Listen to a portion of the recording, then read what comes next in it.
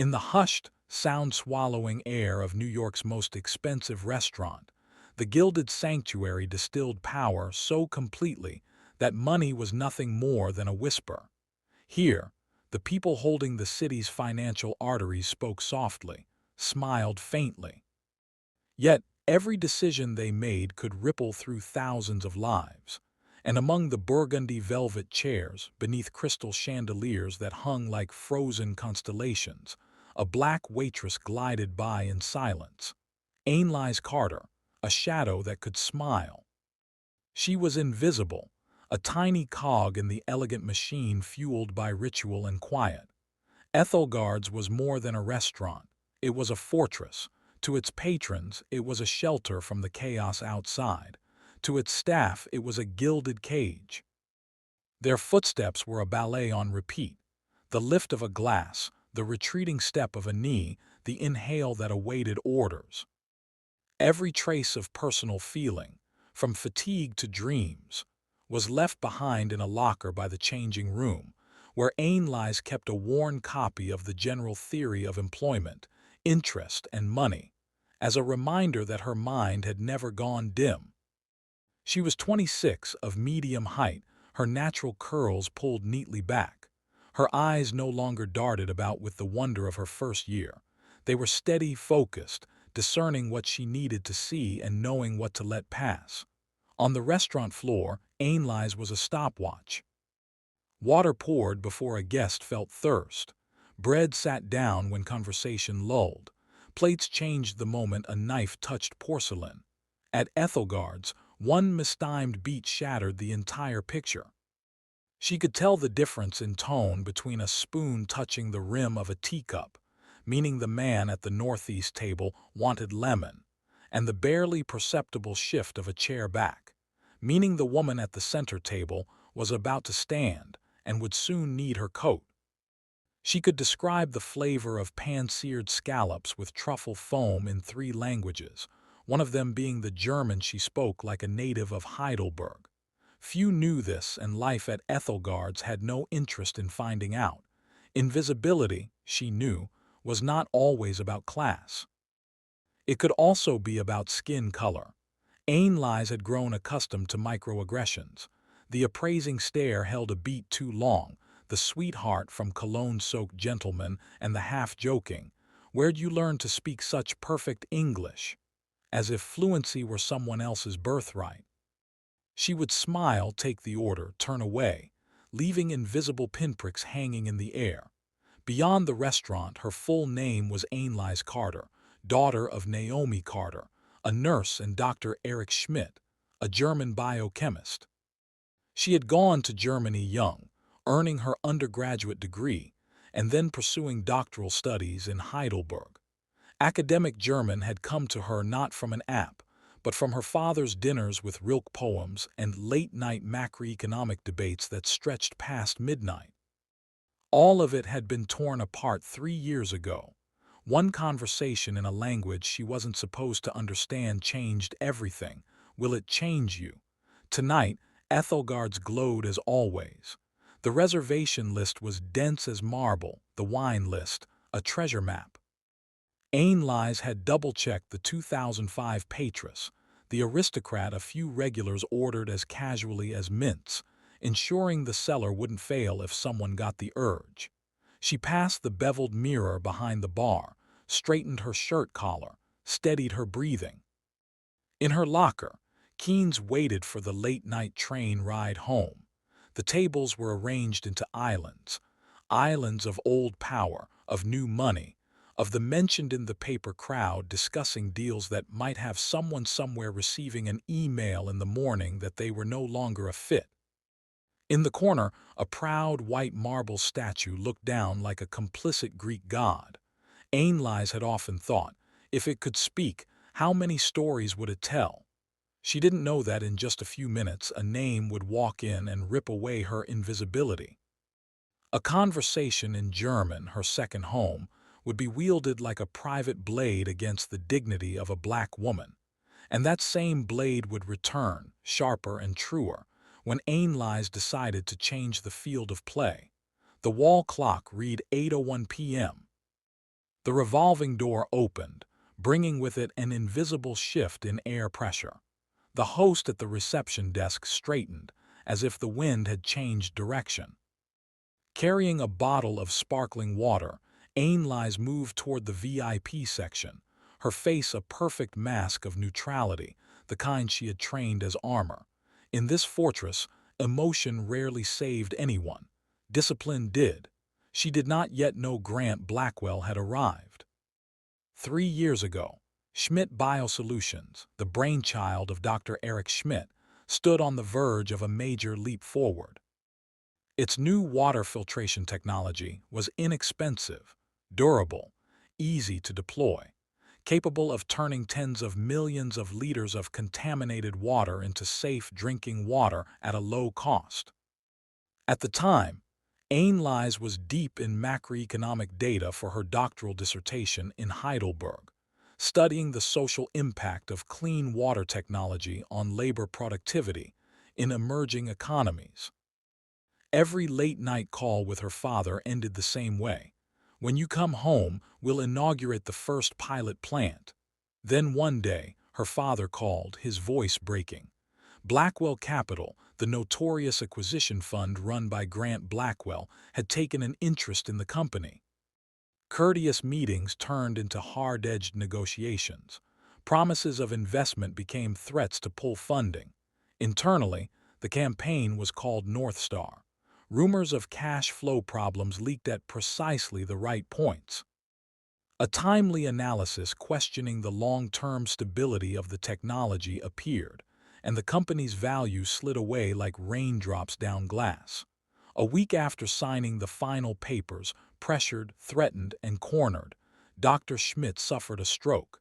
Half his face no longer moved. Ainlise hung up the phone, set down her pen, and left Heidelberg within 2 days. From then on, her life's rhythm became brutally simple.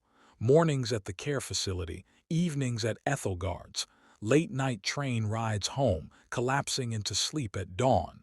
Repeat. If Ethelgard's was the gilded cage, then tip money was the temporary key.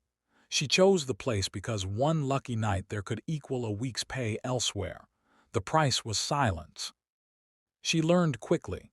"Sorry to keep you waiting," spoken evenly, warmly, eye contact without challenge, a smile without supplication. Some patrons would assess her like they were inspecting a piece of furniture, sturdy, attractive, silent. Others were polite, but cold, as if her existence was purely functional. The restaurant's manager, John Dubois, silver-haired with eyes that could weigh interests in an instant, demanded precision, but would not sell out his staff's dignity. Ainlise knew John wasn't perfect, but he was fair. If a guest crossed the line, he would step in, even knowing the trouble that might follow. In this world, fairness often meant simply not letting your employees stand alone. Ainlise preserved what was left by sheer discipline, running the floor like an athlete, eating light like a soldier, sleeping whenever possible. She tracked the cost of medicine and long-term care beds as if balancing a ledger. Some nights she opened her Keens and the words swam before her eyes. On others she spoke German to herself, like a singer warming up before a performance. Genitive, des Goldfisch, des Goldfisches, then chuckled at the absurdity of it in her small, cramped room. Tonight at exactly 8 p.m. Grant Blackwell walked into Ethelgard's. He needed no introduction. A bespoke suit like armor, square jaw, sultan pepper hair set like a warrior's helm. At his side was Evan Parker, a beat younger, quicker to smile, well aware of his place. Together, they carried a kind of pressure that made John Dubois adjust his tie again. "Corner table as always, Mr. Blackwell," John said, just loud enough to be heard. Grant didn't look up, simply gesturing as if commanding the entire room to fall back. That section was Anna's. She brought the sparkling water. "Good evening, gentlemen. Still or sparkling?" Evan glanced up briefly. "San Pellegrino, 2 bottles." Grant said nothing, continuing his account of a deal.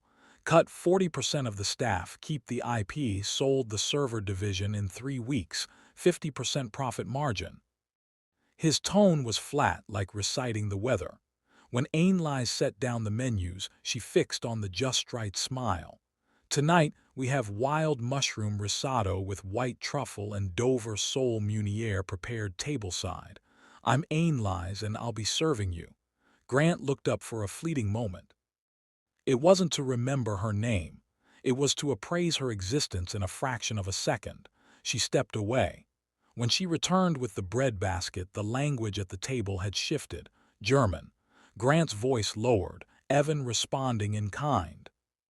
It was the tone of men fluent in speaking privately, a reliable shield in New York. Ainley's gave no sign she understood. She set down the bread, walked away as if oblivious. Ordering was delivered like a decree. Oysters Rockefeller, steak tartare, 2 bone-in ribeyes, medium rare, and a bottle of 2005 Waitress. Don't bother me with the tasting. For some, that was a fortune. For Grant, it was habit. Ainley's descended into the cellar. The Waitress was heavy in her hands. She couldn't help thinking of how many months of her father's care each drop of this red wine could buy. When she placed the bottle on the table to decant, Grant glanced at the label, nodded slightly, and then switched back to German. One phrase, one name, would split the shell of her composure in the very next heartbeat. German could be a doorway. Tonight it was wielded like a blade. Grant leaned in, his tone shifting to that intimate murmur reserved for insiders. In a place like this, the service is anonymous. They're like furniture, pretty, quiet, incapable of hearing anything. Evan chuckled softly, adding an easy jab about goldfish brains. Ainley's kept the wine bottle tilted at the perfect angle, letting the ruby liquid flow into the thin decanter like a whisper of wind. Outwardly, she was silent steel. Inside, a string pulled tight to the point of strain. Grant went on in German, as dry as a news bulletin. North Star masterpiece. Old man Schmidt believed every word we fed him. The name North Star dropped into her mind like a pebble into a once still pond. Heidelberg, the lab, a memo with torn edges, the warm, damp smell of chemicals. Everything surfaced at once in Ainley's head. Her hands did not tremble. The wine streamed steady and thin. Evan raised his glass, sipped. The clincher was the long-term report. That signature was the final nail. Then he recalled a name, Mark Peterson. They laughed. Ainley's caught the clipped beat at the end of Evan's laugh, that cadence of someone who had learned to laugh on cue. Grant began showing off his craft like a chef flashing a knife, whispering about the right calls to the right people, the deliberately leaked tidbits, a technical analysis so convincing it was scary, claiming Schmidt's tech would fail in 5 years. The investors panicked. When we tossed them the lifeline, they practically wrapped it around themselves. His words were like a stone pressed to someone's chest while telling them to breathe steadily. Then Evan slipped another notch. That old man even talked about scientific ethics, like ethics pays the bills. Grant laughed, his eyes flicking toward Ainley's like tagging an object that had served its purpose. Look at her standing there, probably thinking about tip money for rent. They were still speaking German, but the intent was crystal clear in any language. Ainley set the decanter down. She poured a small measure into Grant Blackwell's glass, another into Evan Parker's, then stepped back half a pace, the standard Ethelgard's posture, still unreactive. She heard the clink of cutlery from other tables, the stir of a spoon in a glass at the bar, the faint rustle of upholstery. Ordinary sound suddenly distant, as if on another planet. She saw her father again, the man who read German poetry to his black daughter with a voice warm as wine, who explained catalytic reactions by dipping a spoon into sugar water, the man who once told her, "Ethics won't make us rich, daughter, but it will make everything else worth the wealth." And then, lying motionless, half his face unresponsive, still managing to squeeze her hand harder than the doctor thought wise. Amid it all, something absurd popped into her mind. The old German grammar drill. Genitive. Des goldfish, des goldfishes. She smiled faintly, a smile no one saw because in that meaningless moment she recognized Grant's weakness. He used the language as a wall, assuming the person on the other side didn't know where the door was. That door was grammar, the very thing a foreign sophisticate often underestimated. When the main course arrived, two bone-in ribeyes sizzling with fragrant fat, Ainlise set them down herself. Not a drop of sauce spilled, not a clink of plate, and she didn't step back. She stood firm, spine straight. Grant frowned. "Is there a problem?" He spoke in English, the register more commanding than inquisitive. The air at the table shifted. Evan held his breath a beat. At nearby tables, those attuned to risk began to lift their eyes from their meals. Ainlise inhaled deeply. Every unspoken rule between staff and guest she was about to append. Don't insert yourself, she would. Don't speak first, she would. Don't use the guest's language, she would. And better. She looked directly at Grant Blackwell. When she spoke, her voice was academic German, quiet as steel, neither high nor low, but weighted enough to drop her words onto the table like solid matter. "Mr. Blackwell, there is indeed a problem." The phrase in German, Herr Blackwell, is gibt in der Tat ein Problem froze a fork midair. Evan choked on his wine, coughing hard, his face flushing. Grant, a man unaccustomed to losing any control, took 2 beats to reclaim his expression. The wall he'd built with German had just been shaken by an earthquake. Ainlise did not switch to English. She stayed in German, forcing him onto her field. First, a small correction in grammar. One doesn't say brain of a goldfish that way. The genitive of goldfish is des goldfish. If you're going to use a language to assert superiority, you should at least master the basics. The surrounding tables went church quiet. They might not have understood the German, but they understood this. The balance of power at the table had shifted. Evan stared at the floor. Grant's color returned to a mottled purple. He switched to English to pull the audience back. "Who the hell do you think you are?" She didn't give him that bridge. Still in German. "You want to know who I am? I'm someone whose concerns go far beyond tip money for rent. I'm someone who graduated at the top of her class in economics, who studied in Heidelberg. But the name you should remember isn't mine." A half-second pause, just enough for Grant's memory to scramble through the pieces. The voice, the accent, the confidence, Ethelgard's Germany, clean water, a man named Schmidt. "I am Ainlise Carter," she said, laying her name down like a calling card, "daughter of Dr. Erich Schmidt." Grant recoiled in his chair as if struck. Cutlery at a far-off table paused midair. Evan stammered, "We could," but the sentence died before birth. Ainlise didn't shout. She recited in German, short, precise, like a formal indictment. North Star was a campaign of manufactured panic. Deliberate lies leaked. A falsified long-term report signed by Dr. Mark Peterson in exchange for an empty promise of a board seat.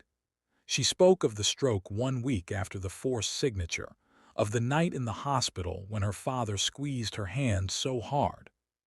"You didn't just take his company," she said. "You broke the spirit of a scientist." A beat later, her voice dropped very low, enough for only the table to hear. "That Waitress you're drinking tonight, you know how many months of long-term care it's worth." Grant shot to his feet. The chair carved a line across the floor. "You're fired," he roared, turning to see John Dubois materialize like a shadow behind Ainlise. But John glanced around, catching the eyes of the Power Islands, weighing the balance, and said clearly, "Miss Carter is my employee. In my establishment, I do not allow guests to abuse my staff. Perhaps it is you who should leave." No one clapped loudly, just a ripple of murmurs like wind through leaves. Ainlise pulled a leather check presenter, placing it beside the untouched ribeye. "Your check, Mr. Blackwell, including the Waitress." The words landed like an ethical invoice. Grant looked at the bill, at Ainlise, at the crowd. Then he flung a wad of crumpled cash, whipped on his coat, and stalked out. Evan trailed behind, diminished to a shadow. The doors of Ethelgard's closed behind them. Silence fell for 2 heartbeats. Then a soft ripple of applause spread, understated but audible. Ainlise nodded, turned for the kitchen. The swing door shut and the armor she'd worn cracked. Her knees softened. Her breath came in surges. Tears, absent for 6 months, returned.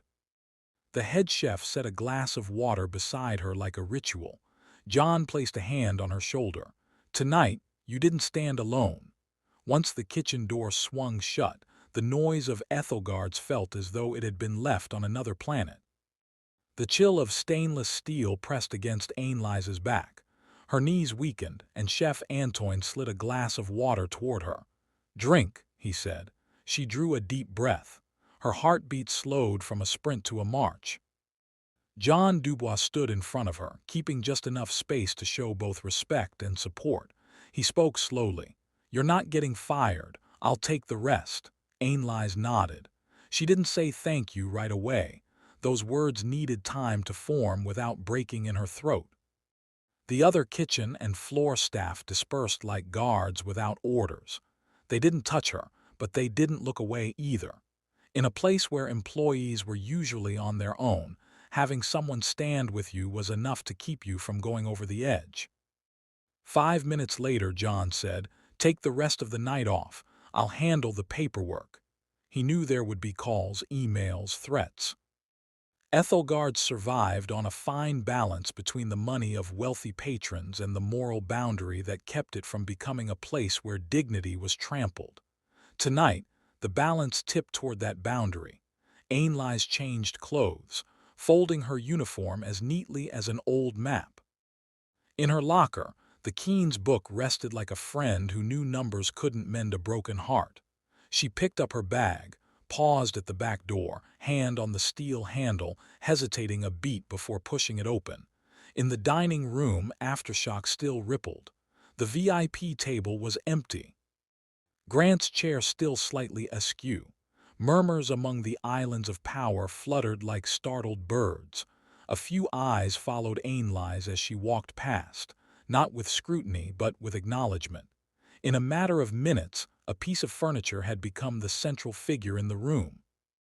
At a table near the window, Evelyn Reed set down her phone, her heart beating fast, not from fear but from professional instinct. An investigative reporter for the New York Chronicle, she'd been meeting a source for another story. She didn't understand German, but she'd seen power change hands. She'd recorded the ending. Grant shouting, John stepping in, the check dropped, the ripple of applause. The rest she would piece together. Evelyn didn't leave right away. She waited for the room to cool, then spoke with 2 diners at a nearby table, both the sort who read the *FT* in the morning and jogged Central Park at night. The woman said she'd studied a semester in Berlin, enough to catch phrases like North Star, Schmidt, Peterson. The man added, the waitress corrected a genitive, rare as hell. They didn't need the full translation.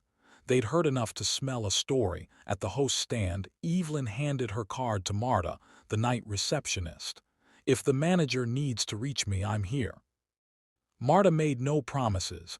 Ethelgard's didn't like the press, but thanked her, a small gesture cracking the door. Evelyn stepped into the street. The night wind shaved down the sound of cars. She replayed her recording, marking the scrape of the chair, the "you're fired," the manager's voice. She noted, "Waitress speaks German. Names, North Star Schmidt Peterson, Billionaire Grant Blackwell, Associate Evan Parker, Manager John Dubois." She texted her editor. "We've got a story," suggested headline. "The Billionaire and the Waitress at Ethelgard's." The reply was quick. "Go." Back at the newsroom, Evelyn began with the public record. Grant Blackwell, Blackwell Capital, a history of takeovers, criticism for slashing staff. She moved to open sources. A company called Schmidt Biosolutions, clean water technology, signs of a takeover 3 years ago. North Star, absent from the press, but she found an analyst who'd once used the term in a leaked internal report on a finance forum. The fragments fit just well enough to sketch the outline. The missing corner was the waitress. Evelyn needed a name. She returned to Ethelgard's the next morning during shift change. Marta recognized her. No official info, but some kindness. Her name is Ainlise. No last name, but Ainlise was enough for a targeted search. The paper's Osint team went to work. 10 minutes later, they had 3 possible Ainlise matches working in midtown restaurants. A Carter appearing on an old delivery invoice and a blurry photo of a bundled-up staffer leaving a late-night train station, posted by a diner last month. The uniform color matched. Not proof, but credible. Evelyn hesitated at knocking on the door. The line between covering a sensitive story and invading privacy was thin. She sent an email first. "I'm Evelyn Reed, a reporter. I'm writing about what happened. I want to protect you from distortion. If you want to tell your side, I'm here." No reply came. She drafted the piece without quoting Ainlise. The focus was the previous night's scene, the power dynamic, the tactical switch of language, and the moral anchor when John defended his staff. She left 3 placeholders for Northstar, Schmidt, Peterson to verify overnight. She called the paper's media lawyer to check which parts were narration, which were conclusions. In this business, a conjunction could be a blade. Near 3 a.m., Evelyn filed her story. The editor replied, "Run it in the morning edition at 6:30. The headline stood, "The Billionaire and the Waitress at Ethelgard's," a German conversation that exposed a heart of manipulation. Evelyn dozed in her chair, coffee cooling, pen still in hand like a soldier refusing to lay down arms, and Ainlise. She sat on the late-night train, forehead against the black glass like a mirror. New York slipped backward. Her prepaid phone was silent. She hadn't told her mother yet. Her breathing had steadied. When the train stopped at her station, she rose and froze for a beat. She had just broken one of the fortress's unwritten laws, and she knew that in the morning, the law of the outside world would begin to move. 6:32 a.m. The New York Chronicle's digital edition went live with the headline. By 7:05, the piece had climbed onto the hot news front page. At 8:10, on social media, the hashtag Ethelgard's Waitress began trending, followed by Speak Truth to Power. The hospitality community shared the account of John Dubois defending his employee as a textbook case study in ethics. The finance tech community latched onto just 3 words: Northstar, Schmidt, Peterson, anchors that pulled them into something heavier than everyday drama. 9:30, the PR office at Blackwell Capital was swamped. A crisis statement was drafted, an apology for inappropriate language, respect for service staff, lessons learned, and commitments made. That draft contained no mention of Northstar. In-house counsel warned, "Don't touch it," but markets don't read like lawyers. Major accounts began questioning the legal risk if the long-term report story was true. 9:47, an internal Blackwell Capital email read, "All leadership, emergency meeting 10:15. Begin with cutting ties to Evan Parker." Evan became the fastest expendable piece on the board. At 10:12, his phone buzzed. "You're suspended. Stay home and wait for instructions." He stared at the screen, unsurprised. Those apprenticed to power know they'll be thrown overboard first, but the sensation of being yanked from the chain still felt like the drop of a dream. 10:30, in the closed boardroom, Grant Blackwell sat at the head of the table. He wasn't easily blown over by storms, but the smile from the night before was gone. The CTO muttered, "There's Mark Peterson. If the reporter digs it up, legal cut in. Don't say the name here."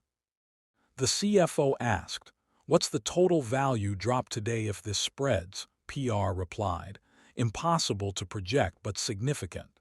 An independent director, once saved by Grant in a deal last year, remained silent, taking notes.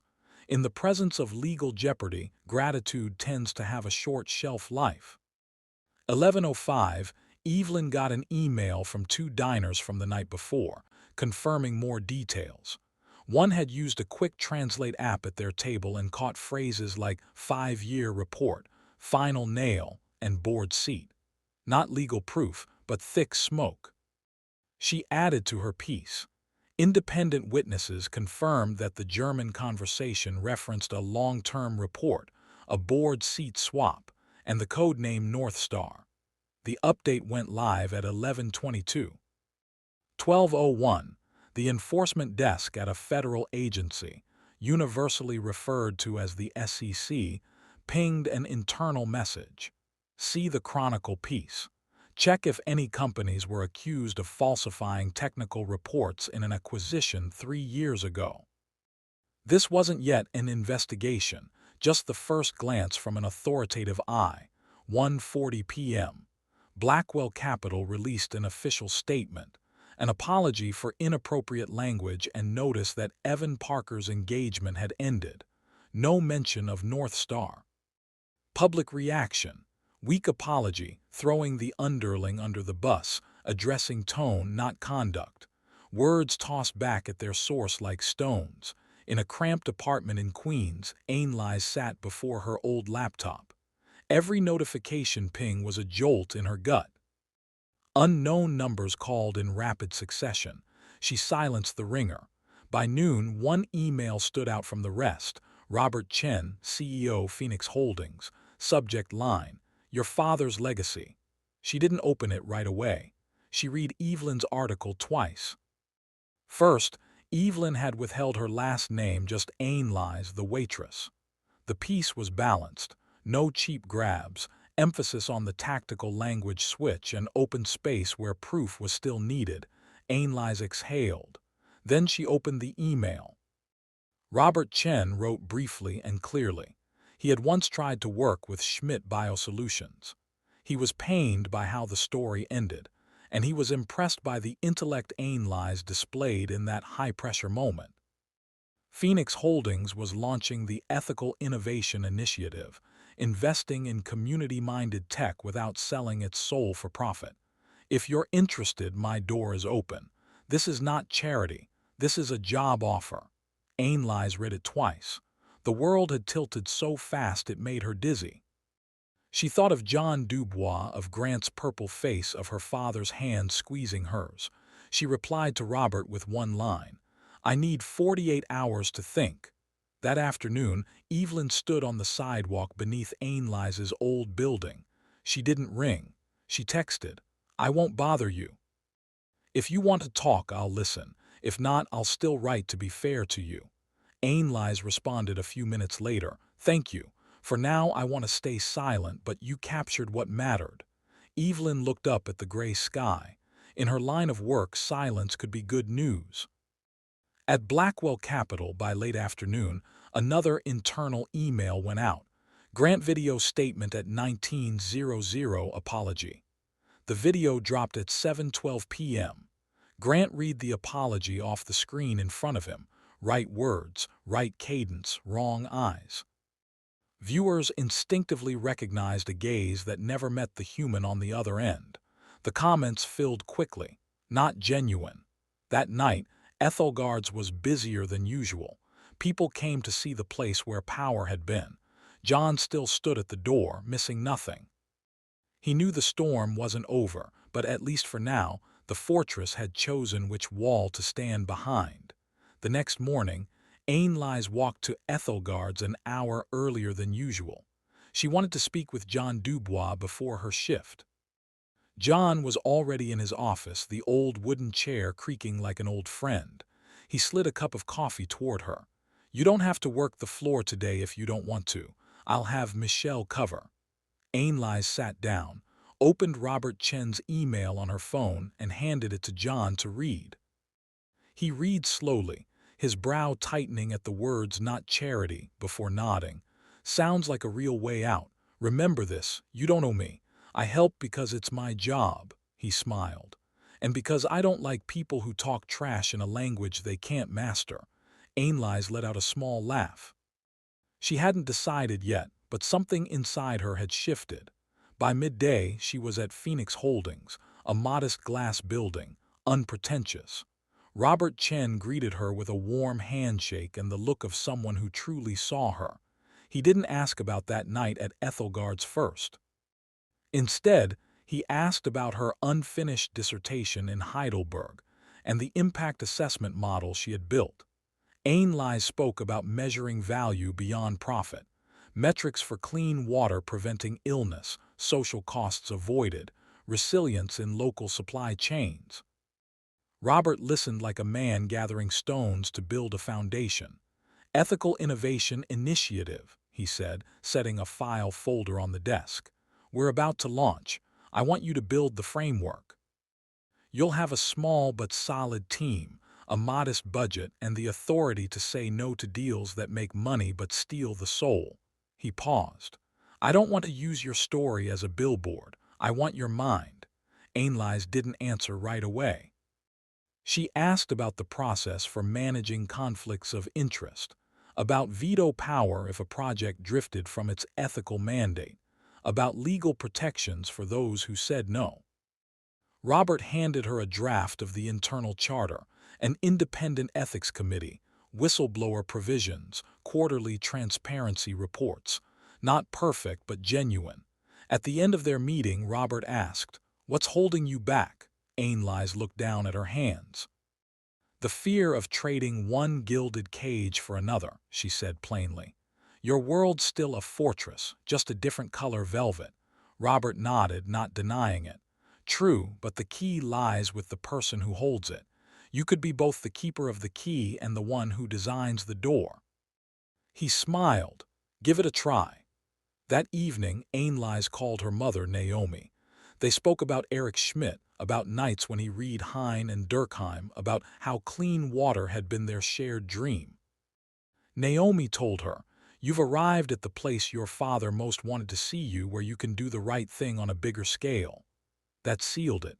Ainlais emailed, "I accept, but I want to start with one thing, assessing the possibility of reclaiming my father's clean water patents." Robert replied within 15 minutes, "Agreed. Legal will support. Start Monday." On her first day at Phoenix Holdings, Ainlais walked into an empty room, empty in a good way. A long table, a whiteboard, and 3 people who would be her team. Bria, impact analysis; Miguel, product engineering; Lena, legal with a human rights background. They looked at her not as a symbol but as their boss. Ainlais hung a chart on the wall labeled Ethical Flow Design. 1. Idea. 2. Technical due diligence. 3. Impact modeling. 4. Ethical criteria: people, environment, transparency. 5. Capital structure protecting mission. 6. Responsible exit. She chose an initial trial, Vidian Dynamics, 2 young engineers with a biodegradable polymer to replace single-use plastics. The financials were shaky, the slides unimpressive, but the science was solid. Miguel tested the lab samples. Bria calculated waste reduction density in pilot regions. Lena reviewed supply chains to avoid labor exploitation. Ainlais concluded, conditional investment, mission clause in the company charter, no sale of more than X% to any fund not committed to ESG. Robert signed. Meanwhile, Phoenix's legal team began a different kind of chess game, tracing the clean water patent rights. Part lay with a shell company under Blackwell Capital, the rest pledged to a bank. But Blackwell was bleeding. Holders of toxic assets won out when the market spins. Ainlais and Lena drafted an offer. Buyback at a fraction of value but cash fast with a no admission of liability clause. Sometimes achieving an ethical goal meant speaking the language of pragmatism. On the side, Ainlais wrote an internal memo. "Don't make me the story. Let the story be the system we design." She didn't want every meeting to start with Ethelgards. She wanted them to start with equations. By the end of the first week, Vidian's investment was announced. The press asked, "Is it because of Ainlais Carter?" Robert answered, "Because of the data." Ainlais stood beside him, silent, not out of performative modesty, but because she knew that noise could kill the work if allowed to steer it. Late at night, she stood at her office window, looking down at New York's stream of lights. In the far corner, Ethelgard's glowed like a beacon. She thought about gilded cages and realized, some cages you open yourself when you're willing to put your hand on the lock. This lock now bore the name Phoenix, and the key was in her hand. On Monday morning, Phoenix Holdings' internal inbox carried a short note from legal. We've received an inquiry from a federal agency regarding the Schmidt Biosolutions acquisition. Respond only through counsel. No drums, no alarms, just careful language. Ain lies read it, set it down, and thought about the chain of custody, who touched a document when and where it went. She had no intention of breaking any proper flow. Whatever her father and his attorney still had, she would pass through her own lawyer, so it traveled the right path. The morning passed in process. Lena compiled a list of potentially relevant materials. Emails between Schmidt and his advisory team, a draft long-term testing report, board meeting minutes before and after the forced sale, and the intellectual property transfer contract. Ain lies handed Lena the thin file her family's attorney had kept, a few certified mail receipts, a faint printout of an email titled North Star, Talking Points, and a handwritten memo from her father. Do not agree to the 5-year failure projection. No data supports this assumption. Meanwhile, the New York Chronicle published a follow-up. Evelyn Reed didn't write like someone savoring a win. She wrote like someone verifying. She'd reached out to 3 former Schmidt employees. 2, under condition of anonymity, confirmed they'd seen a strange long-term composite report. No data sources. She called Dr. Mark Peterson's office line. No response. By noon, Dr. Peterson's personal lawyer called him. You need to talk. Doors that had once stayed open because of promises now slammed shut under the weight of legal risk. In a rented conference room, Peterson placed both hands on the table, his eyes hollow. He spoke the sentence professionals like Lena had heard many times. I was wrong. Can I cooperate? Government attorneys call it a proffer session, where you tell what you know in hope of leniency.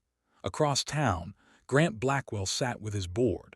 The stock ticker screen mounted on the wall stared like a cold eye. PR reported, the apology video isn't landing. An independent director said flatly, the problem isn't tone, it's conduct. Another reminded the group of the Keyman clause in investor agreements. If the principal can't perform, investors can pull out. Grant stayed silent. He knew the mechanics of power. Goodwill expires. Legal liability doesn't. Before 5 p.m., an official notice hit media inboxes. Blackwell Capital announced Grant Blackwell would temporarily step down as CEO so the firm can focus on operations. Familiar words, familiar structure, but the effect unpredictable. Those in the know read between the lines. The unraveling had begun. On Tuesday, Ain Lies was served a subpoena as a witness. Event timeline. What she heard in German that night, the origin of the documents her father had given his lawyer. She sat with Lena in a civil deposition room, answering briefly, never speculating. If she didn't know, she said, I don't know. Simple words can be the best shield. That afternoon, Evan Parker, suspended since day one, received a courier envelope from the company, termination papers. No meeting, no send-off, just a dry period. He stared at the page for a long time before sliding it into a drawer.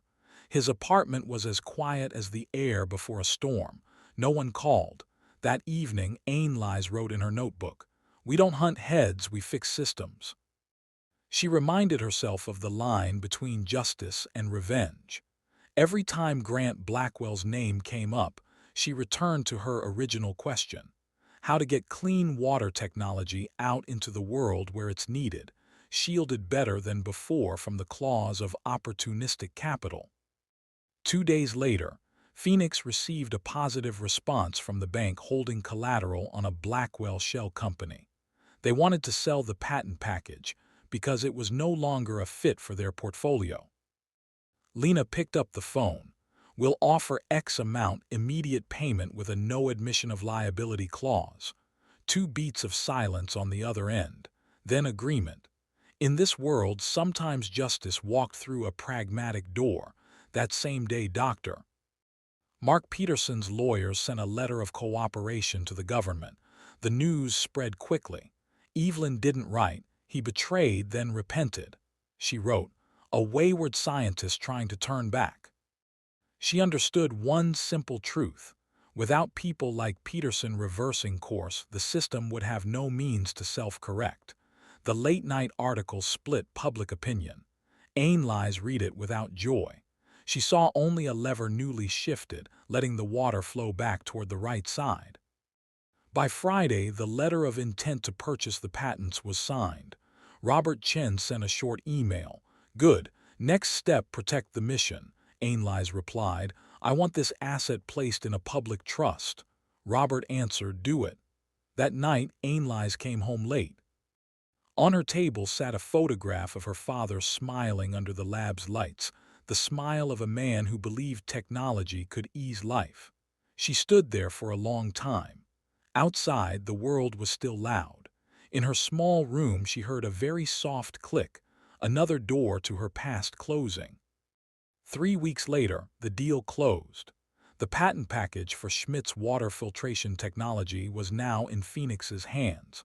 No splashy press conference, just a single line in the internal report. Ainley's and Lena registered the Schmidt Water Trust, a public trust with bylaws stating free licensing for nonprofits serving low-income communities, low-cost licensing for municipalities with limited resources, open access operation manuals under an open license, and a requirement that all partners publish transparent water quality data. Any revenue, if generated, would be reinvested into training local technicians. Bria built an impact assessment framework. Reduction in diarrheal disease cases per month. Hours saved for women and children no longer fetching water far from home. Family health care cost savings. School attendance rates for children. Miguel reworked the filter module design for easy maintenance. Trays that could be removed by hand without specialized tools. Materials available locally. Manuals in the local language. The pilot project's name, Clear Start 01. The domestic pilot targeted a coastal county that had just weathered a storm season and whose water system was unreliable. The local Department of Health partnered in. Phoenix appeared not as saviors but as engineers. At Riverton Elementary School, 10 new taps were installed. Bria contracted with a local clinic to track gastrointestinal illness data for 6 months. She wasn't looking for an overnight miracle. She wanted steady graphs, not headlines. The international pilot was set in Kudra, West Africa, partnering with a small NGO called Blue Horizon. Lena worked with the local water board to ensure every contract had a skills transfer clause. Local technicians would be trained and become the ones responsible for upkeep. One hot afternoon under a corrugated roof, Ainley's sat with technicians Awa, Kofi, and Musa. They discussed backwash frequency and how to monitor without expensive sensors, using a simple color comparison chart and a wall-mounted tracking sheet. When the first tap ran clear, Ainley's didn't cry. She stepped back, letting Awa open the valve. Kofi checked it. Musa signed the operation log. Children laughed nearby. The adults remained cautious, as they should. They'd seen many promises dissolve like foam. Bria smiled at Ainley's. "The data will answer." Ainley's nodded. "And ownership will keep it here." News of Clear Start 01 slipped quietly into the local paper. Then a national paper ran a small item.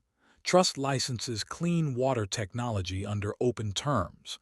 No photo of Ainley's waving a flag. No big slogan.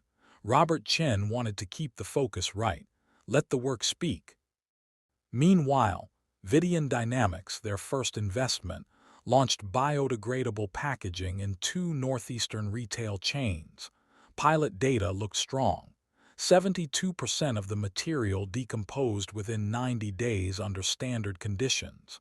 The collection infrastructure was already in place. Robert called Ainlise the architect in an internal email. She smiled and filed it away in a later folder. One evening, Evelyn Reed called. "I'd like to write about the trust, but I won't tie it to the Ethelgard's drama if you don't want me to." Ainlise replied, "Write about the technicians in Cudra about the clinic in Riverton." Evelyn agreed. The article ran with a photo of a WA recording data on the chart. Headline simple: "When technology leaves the boardroom, warm comments, no firestorm, a good sign." On the legal front, 3 months later, a federal agency issued a statement. A formal investigation had been opened into the Schmidt Biosolutions acquisition, focusing on allegations of falsified technical reports and information manipulation. Dr. Mark Peterson's name appeared as a cooperating witness. Grant Blackwell remained stepped down. A financial journal noted, "An empire built on fear often falls to truth and process." Late one night, Ainlise returned home and called her mother, Naomi. They didn't talk about Grant or Evelyn. They talked about Eric Schmidt. Naomi told a story about him stirring a pot of soup with one hand and sketching a membrane diagram for young Ainlise with a marker on a pizza box lid. Ainlise laughed, the image so vivid she could almost smell the cheese. When she hung up, she set her father's photo on the table and thought, "I've taken it out of the boardroom, Dad." At Phoenix, the glass walls reflected the city. A small team was growing. Ainlise added to the diagram on the wall, system locks, points where protective mechanisms had to be built in so that next time, a North Star-style campaign couldn't wipe out such a legacy. She didn't know what the press might call it someday. To her, they were simply the next steps in the work. The email came on a still Tuesday afternoon. Evan Parker, subject line: "I know I have no right, but please 5 minutes." Ainlise read it 3 times. She could have ignored it. The door had closed. Life had moved on. But she remembered something Naomi had once said. "How we treat those weaker than us says more about us than about them." She nodded, not to Evan but to herself, and replied, 1 p.m. Daily Grind Cafe downstairs from my building. The next day, Evan was already there, wearing a frayed sweater, eyes tired from lack of sleep. When he saw Ainlise, he stood so quickly he nearly spilled his coffee. "Thank you for coming," he said, his hands clasping and unclasping like he didn't know where to put them. "I lost everything. Job, reputation, my fiancé.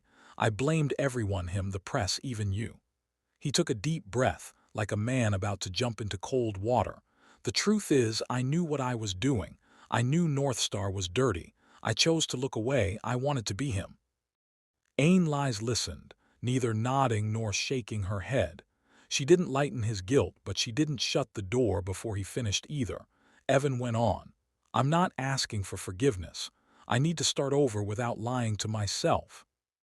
His eyes were red, but his voice steady, maybe because he had nothing left to lose. "Redemption doesn't start with asking someone to forgive you," Ainlise said after a pause. "It starts with what you do next." Evan blinked. She continued, "Don't make me your judge. I'm not giving you a clean slate certificate. I have one suggestion. Choose a specific, useful job that no one claps for. The Water Commons Coalition needs someone to manage supply chains for small parts. Simple things like valves, gaskets, low pay, not glamorous, real impact. Or you could go train local technicians, sit in a warehouse all day checking parts, making sure the right components get to the right place, and you don't tell anyone what you used to do. You just do it." Evan nodded hard, like a man in the desert spotting a water point. "Who do I email?" Ainlise took out a pen and wrote down an address. She didn't call ahead for him, didn't grease the path. If he wanted it, he would go himself. Evan hesitated. "And Mark Peterson." Ainlise looked out the window to the street. I'm not the judge. I hope he tells the whole truth so the system learns instead of just punishes. She turned back, meeting Evan's eyes.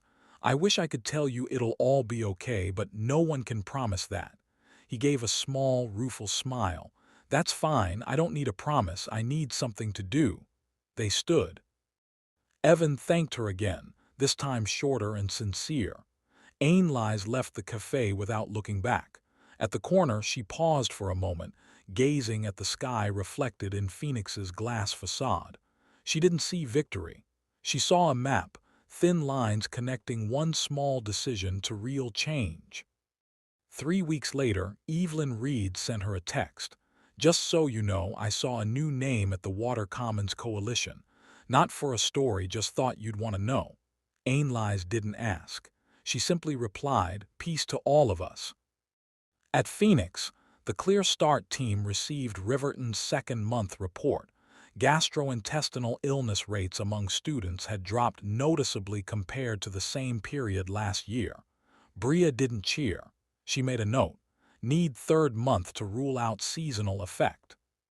In Kudra, Awas sent a photo, children lining up with clear bottles. Miguel replied instantly. Don't forget the backwash this week. Their common language wasn't English, French, or German. It was the language of process, steady, correct, patient. That night, Ainlise placed a sheet of paper in front of her father's photo. She wrote a few lines. Dad, I've learned to say no at the right time, and I've learned something else. Putting your hand on the lock is daily work, not a one-time burst. She folded the note and tucked it into her Keen's book. Theory, practice, memory, 3 layers stacked together, keeping her balanced. Exactly 1 month after the night of the confrontation, Ainlise made a reservation at Ethelgard's, her first time entering through the front doors. John Dubois greeted her personally, wearing the same warm, familiar smile. We've kept the corner table for you. The way he said it wasn't the flattery of a server to a guest. It was one person acknowledging another. The room was unchanged, burgundy velvet, crystal like frozen winter stars. But to Ainlise, everything had shifted by half a degree.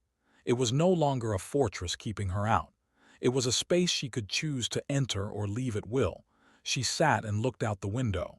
The city winked with lights like cresting waves. Her server that night was a young woman named Maya, brown-skinned, hair pulled high, bright eyes watchful. Maya introduced the menu with a trace of hesitation, just as Ainlise had on her first day at Ethelgard's. Ainlise smiled, speaking slowly to set her at ease.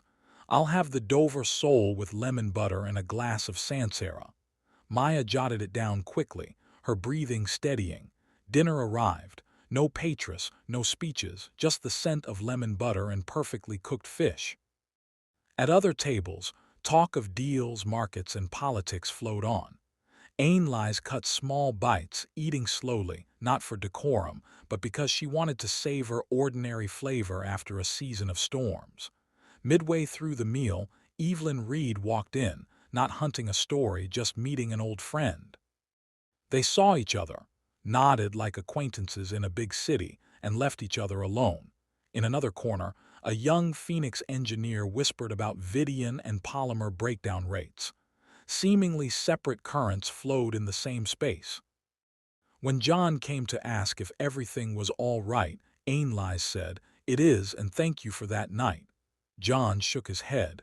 "Thank you for reminding us who we are." He placed a small envelope on the table. "Something old you left behind." Inside was a short note in Antoine, the chef's, handwriting from that night. A glass of water for the one who stood in the right place. She smiled, folded it, and slipped it into her wallet.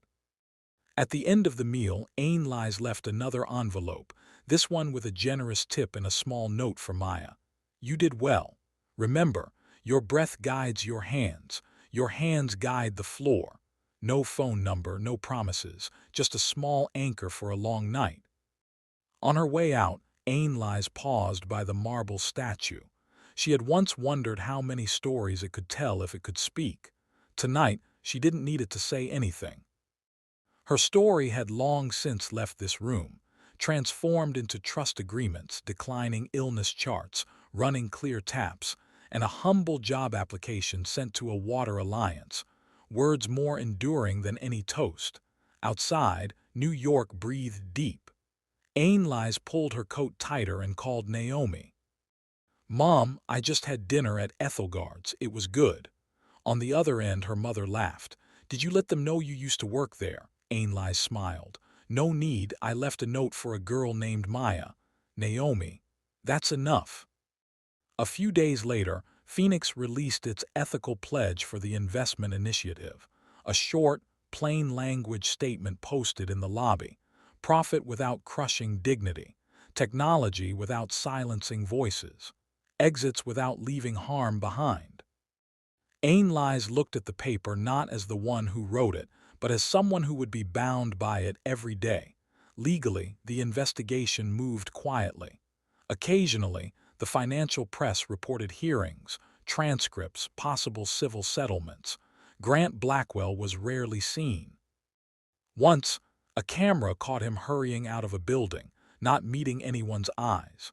Ainlise, seeing the image on her screen, felt no glee, only the sense of an equation balancing as it should. On a weekend night, Ainlise sat at her desk, opened her old Keens, running her fingers along the worn page edges. She took out the letter she'd written to her father before, adding one more line. "Dad, I will keep designing the locks and teach others where to place their hands." She put the letter back, closed the book. Before turning off the light, she thought of the night German had changed the field, not for its drama, but because it was the pivot, the precise click that set a larger mechanism turning. She understood now. The power of a voice isn't in its volume, but in the connections it forges between truth and the system. The window reflected the city. Somewhere below, Maya was probably gathering table linens for the night shift. In West Africa, Awa had likely completed this week's backwash schedule. In Riverton, a child was drinking from a tap without fear. In a small office, Evan Parker was opening a spreadsheet of gaskets and valves for next week's shipment. No applause. Exactly. None needed. Ainlise turned out the light. The room went dark. The ghost of Ethelgard's, the shadow that once slipped between islands of power, was gone. In its place stood an architect, not of a restaurant, but of mechanisms to keep water flowing the right way when money changes its mind. And that was enough. And so ended the journey of Ainlise Carter, from a quiet ghost in a luxury dining room to the architect of systems protecting technology for the public good. Her story shows the power of a voice is not in how loud it is, but in how it links truth to action, turning justice into real, lasting change. If it were you in that situation, would you stand up and speak the truth to power? Share your thoughts in the comments below. I'd love to hear your perspective. If this story inspired you, don't forget to like, share, and subscribe to DJ Stories to help spread more meaningful stories that can reach and move more hearts.